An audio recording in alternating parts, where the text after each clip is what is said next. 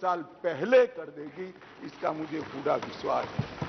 मान्यवर, अविश्वास का प्रस्ताव एक संवैधानिक प्रक्रिया है, हमें कोई आपत्ति नहीं है। विपक्ष का उद्देश्य है कोई भी हो, विपक्ष का अधिकार है, अविश्वास का प्रस्ताव ले आते हैं।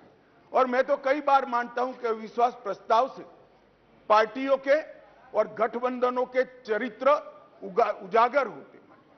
कई बार अविश्वास प्रस्ताव आए, मैंने जैसे पहले कहा, मैं 3 अविश्वास प्रस्ताव का जिक्र करना जरूर चाहूंगा। 2 अविश्वास प्रस्ताव है यूपीए सरकार के खिलाफ, जो हम विपक्ष में थे तब लेकर आए थे, और एक अविश्वास प्रस्ताव एनडीए सरकार के खिलाफ था, जो यूपीए जब विपक्ष में थी तब ले गए। 1993 जुलाई में नरसिम्हा राव जी की कांग्रेस की सरकार थी, उसके खिलाफ अविश्वास प्रस्ताव आया। अब सरकार बचानी होती है, नरसिम्हा राव जी को बचानी थी। कांग्रेस का मूल सिद्धांत है येन केन प्रकारेण सत्ता में बने रहना, सत्ता में बने रहने का प्रयास करना। ना इसके लिए सिद्धांत होते हैं, ना नीतियां होती है, ना औचित्य होता है। मान्यवर, नरसिम्हा राव जी की सरकार अविश्वास प्रस्ताव जीत गई और बाद में कई लोगों को जेल की सजा हुई, स्वयं नरसिम्हा राव जी को हुई, क्योंकि झारखंड मुक्ति मोर्चा को घूस देकर अविश्वास प्रस्ताव पर विजय प्राप्त करी। आज कांग्रेस भी है, कांग्रेस भी वहां बैठी है और झारखंड मुक्ति मोर्चा भी वहां बैठा है। मान्यवर, 2008 में मनमोहन सिंह जी विश्वास प्रस्ताव लेकर आए।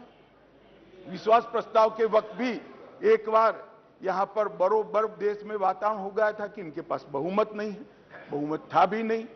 और मान्यवर, इस सदन ने उस वक्त सबसे कलंकित घटना देखनी पड़ी, सांसदों को करोड़ों रुपए की घूस देनी पड़ी, और हमारे ऑनेस्ट सांसद वो रुपया लेकर पीठ के सामने आए और कहा कि हमें संरक्षण चाहिए, हमें रुपया ऑफर किया गया, और वो सरकार बचा ली। तो एक तो चरित्र है यूपीए का, सरकार के सामने अविश्वास का प्रस्ताव आए या कोई अविश्वास का प्रस्ताव न लाए, इसलिए विश्वास का प्रस्ताव वो स्वयं लाए। इसमें से बचने के लिए सारे सिद्धांत, सारा चरित्र, सारे लोकसभा के नियम कानून, हमारी परंपराएं, इसको त्याग कर येन केन प्रकारेण सत्ता को संभालना और सत्ता पर काबिज रहना। इसके सामने मान्यवर दूसरा एक उदाहरण है।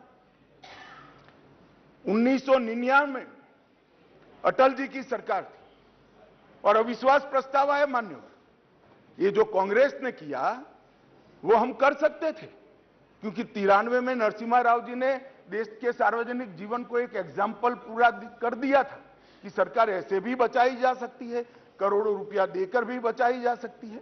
हम भी कर सकते थे, मगर हमने नहीं किया। मान्यवर, हमने नहीं किया। हमने हमारी बात रखी। देश के प्रधानमंत्री अटल जी ने इसी सीट पर बैठकर अपनी बात रखी संसदों के सामने, और जो कहा कि संसद का जो फैसला है मैं सर पर चढ़ाऊंगा, हमें कोई आपत्ति नहीं। मान्यवर, सिर्फ एक वोट से सरकार गई, सिर्फ एक वोट से। क्या हम यूपीए और कांग्रेस की तरह बचा नहीं सकते थे? बचा सकते थे, मगर मैंने कहा ना कि कई बार संकट के समय गठबंधनों और पार्टियों का चरित्र उजागर होता है। यूपीए का चरित्र सत्ता बचाने के लिए भ्रष्टाचार करने का चरित्र है, और भारतीय जनता पार्टी और एनडीए का चरित्र सिद्धांतों के लिए राजनीति करने का चरित्र है। मान्यवर, उस वक्त मुझे ठीक याद है, मैं संसद में नहीं था, सदस्य नहीं था, बहुत सारे सीनियर सदस्य होंगे उस वक्त। मान्यवर, एक ही वोट का फर्क था, और अंत में गिरधर गोमांग के वोट को हमारे उड़ीसा के पूर्व मुख्यमंत्री उस वक्त मुख्यमंत्री से शपथ ले चुके थे और वोट डालने आए थे। वो वोट को वैलिड गिनना या न गिनना, मगर मान्यवर, आप जिस आसन पर बैठे हो इसकी भी गरिमा का एनडीए ने पालन किया था। हमने कोई दबाव नहीं बनाया।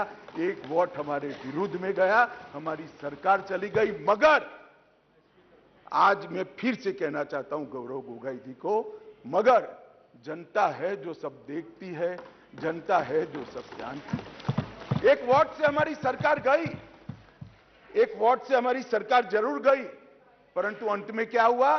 बहुत बड़े बहुमत के साथ अटल जी फिर से देश के प्रधानमंत्री।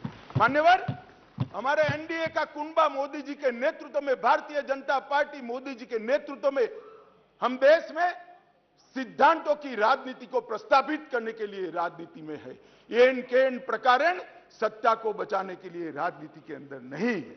और ये दो चरित्र आज इस विश्वास प्रस्ताव पर की चर्चा के माध्यम से मैं 130 करोड़ की जनता को याद कराना चाहता हूं।